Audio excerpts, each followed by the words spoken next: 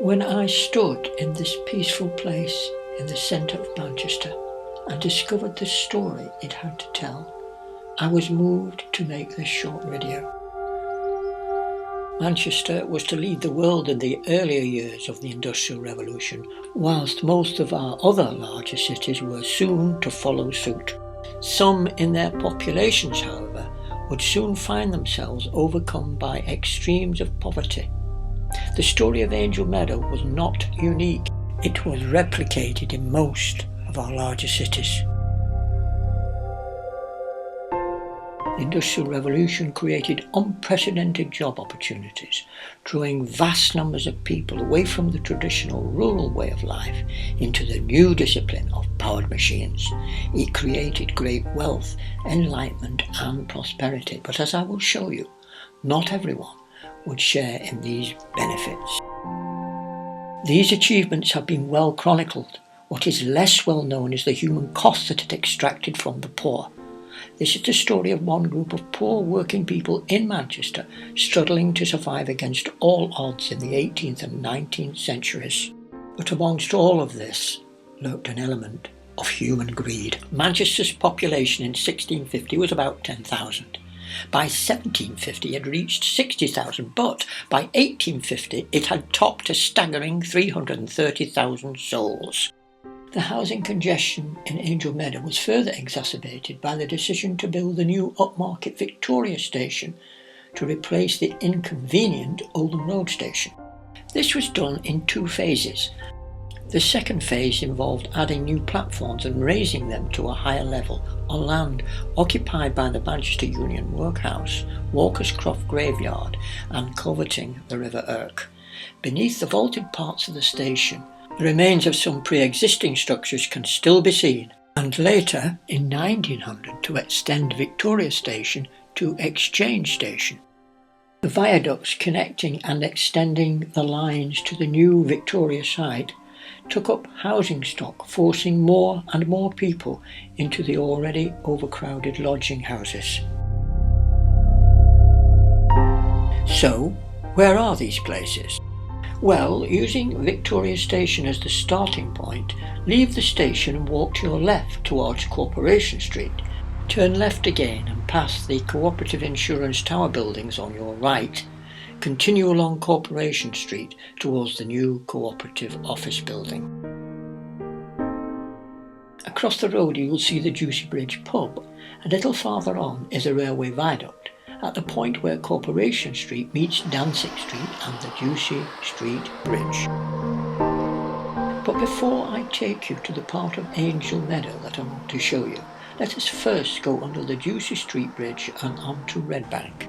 The rivers Irk, Irwell and Medlock all played a major role in Manchester's Industrial Revolution, initially providing water and later as a means of river transport. Previously this whole area was meadowland, sloping gradually to the banks of the Irwell and Irk. But this was to dramatically change as Manchester's population exploded in response to the demand for more and more workers by the many factories that were to spring up along its banks. Today, the Irk is an unpleasant-looking river. Here we see it disappearing beneath the Victoria Station to reappear near the arena where it converges with the Irwell. There are a few rivers in Manchester, but I will refer to just three: the Irwell, the Irk and its forgotten river, the Medlock. Mostly coveted, the Medlock merges with the Irwell near the Oxford Road Station and the Bridgewater Canal, for which the river provides water. Ultimately, all these waters empty into the River Mersey.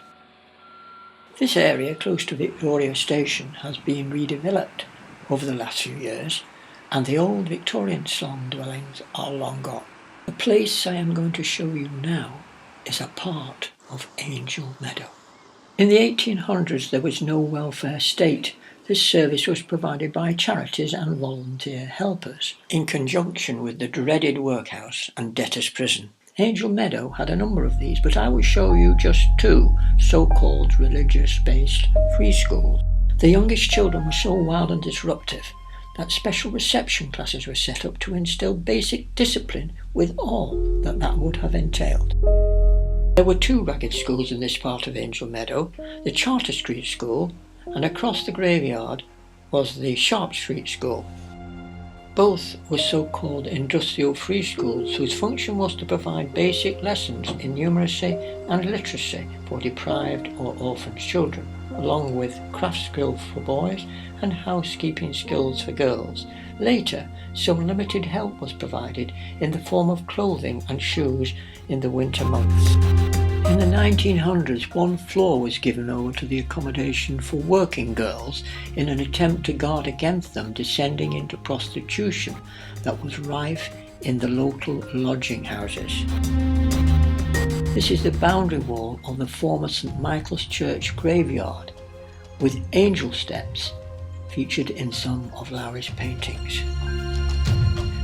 These 19th century street plans show the congestion of railways, factories and the notorious back-to-back houses with their infamous cellars that now sets the scene for this video.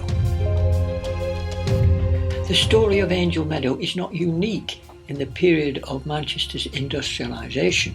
Similar stories can be uncovered in numerous parts of the city, such as Ancoats and Castlefield. The populace had one thing in common: there were far too many impoverished families. The Charter Street Ragged School is still in use today as a mission, dance school and Sunday school with charitable activities. And on the top floor is a religious school called the King of Kings School.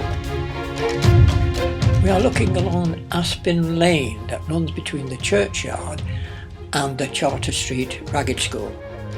This is Gould Street that runs down the former St Michael's Hall side of the graveyard. The Gould Street Arch is at right angles to the Aspin Lane Arch, and facing us through the Gould Street Arch is the River Irk. This whole area is a mismatch of dereliction, existing tooth and jell with modern office blocks and flats. Facing us in the distance is the culvert that will take the River Irk underneath Victoria Station. There has been a pub here since 1851, at that time called the Wellington Inn, but the current Marble Arch pub and independent brewery is dated on the building as 1888, and the interior has most of the original features intact. Returning down Gould Street, we pass the converted CWS tobacco factory, and turning left along Mount Street will take us along the other flank of the graveyard on our right and past the former Sharp Street Ragged School building on the left. Moving along Mount Street again, we will see School Street on our left, and we find Sharp Street Ragged School here renovated but only partly in use. Streets like these are now sporting modern flaps and was the location of some of the most notorious back-to-back properties that were the lodging houses rented to poor people by some unscrupulous landlords. Chronic air pollution, overcrowding, one family to one room. Some families had no furniture, sleeping and sitting on straw or sacks. One lavatory for over 100 people, no tap water. Badly designed drains that allowed sewage to seep into the cellars, giving rise to diseases like bronchitis and even the deadly cholera. Ludgate Street runs from Rochdale Road to the graveyard. This narrow street illustrates just how close the back-to-back houses were crammed into this area. The name Angel Meadow may sound nice, but its history is far from so.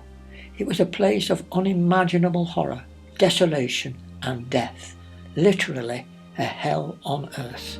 Air pollution in the workplace and on the streets, created by dense domestic housing and factory chimneys, resulted in bronchial infections, by far the biggest killer.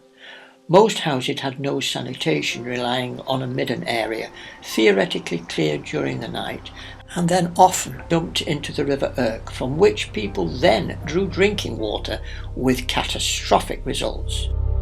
Angel Meadow in the 1800s was a lawless society of prostitution and gangs, where even police would rarely venture. In fact, only midwives could expect not to be molested. The local factories tannery, brewery, foundry, tripe works, dye works belched out their odious smells, their effluents discharged into the Irk until it became little better than an open sewer. Add to this the smells of rotting vegetation from Smithfield Market, and the human waste on the streets conspired to produce a hell on earth. 200 years ago, Angel Meadow was an affluent area of fine houses built on the hillock that sloped gradually to the banks of the Irk. And then came the Industrial Revolution that would change it beyond all recognition, bringing with it an avalanche of job seekers. Irish immigrants fleeing the potato famine, Jews and Italians arrived to open businesses. Some of the Irish settled here and were at first employed building the railways and factories. Pathetic reminders of those forgotten people. St Micheals Graveyard closed in the late 1800s when it became full. It is estimated that 40,000 men, women, children and babies lie here. Most were paupers who could not afford a headstone.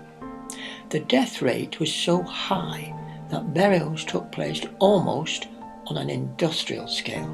Men rarely lived beyond 20 years and women only a little better, so bad were the living conditions. These poor souls were buried in mass graves, bodies in layers one upon another. In the end, the whole area was flagged to safeguard the remains, but many of the flags were later stolen, so that today the area is grassed over, save for a few engraved stones, and the place has become known as St Micheals Flags. In the midst of all this human suffering, a few local people saw a need and responded. One such person was Frederick Engels, son of a German local textile mill owner. He was so shocked at what he saw that he decided to document his observations, discussing his findings with his friend, a certain Karl Marx. In some part, it is down to their foresight that we now have an insight into the human degradation that existed in those dark days. Formerly a pub and then a cafe during the day, at night a lodging house for up to 20 destitute boys per night, giving help to 500 or 600 per month. What I found out about the history of Angel Meadow demonstrates the extremes of labour exploitation that existed in the 18th and 19th centuries. It saddens me to think that the plight of these poor people might just well have been on the other side of the world, for all that their neighbours living only a couple of miles away knew or cared about. Their memory is barely recognised, but their existence, for that is all that we can call it, brings into question our forefathers' view of humanity. I believe that the plight of Angel Meadow residents was the product of many factors: lack of planning, overcrowding, that led to diseases, exploitation based upon a premise that low wages were much better than no wages at all, and a frenzy of industrial expansion that distracted most people of that time from what was actually happening under their noses. And yet today, we can still find examples of exploitation even here, and more so in other parts of the world. In the 1930s, Manchester Council began a progressive policy of urban modernisation that saw the old Victorian slums demolished, including those in Angel Meadow, leaving behind a few of the industrial buildings. St Micheals Church lost parishioners and fell into decay and was demolished in the mid-1930s. At the turn of the century, Manchester became one of the most advanced cities in the developed world, driven by the Industrial Revolution, and yet despite, or perhaps because of the advantages that it brought, it nevertheless created groups of people who some regarded as almost subhuman, and were therefore largely ignored, and whose plight plumbed the very depths of human degradation. The depths of despair created by extremes of poverty turned many to crime as a way of survival. In 1887, the population of Angel Meadow and the surrounding square mile, including Shude Hill, was about 192,000, compared with 26,300 for the rest of Manchester. After 1930, urban renewal began, but it was not until the 1950s that these improvements began to speed up. However, despite this regeneration, it is self-evident that much of Angel Meadow still retains deep scars from its past history. Engels and Marx had a vision of a fairer society for all. Whether they would have approved of the various communist states that grew out of their philosophies is open to conjecture, but I have come to the view that whatever the aims in politics, they will always be adulterated by powerful people as individuals or collectives who will seek to manipulate the system to favour their own agenda. It is difficult to believe that the story of Angel Meadow is anything other than fiction, but Elizabeth Gaskell, a Manchester author of that period, describes life in the nearby Ancoats in her novel Mary Barton that mirrors what I discovered about Angel Meadow. At the beginning of this video I mentioned greed, but despite the passage of time and unlike the sons of Angel Meadow, it continues to survive unabated to this very day. I cannot help but notice that some of the problems that the residents of Angel Meadow had to face 100 years ago have still not been fully eradicated even today.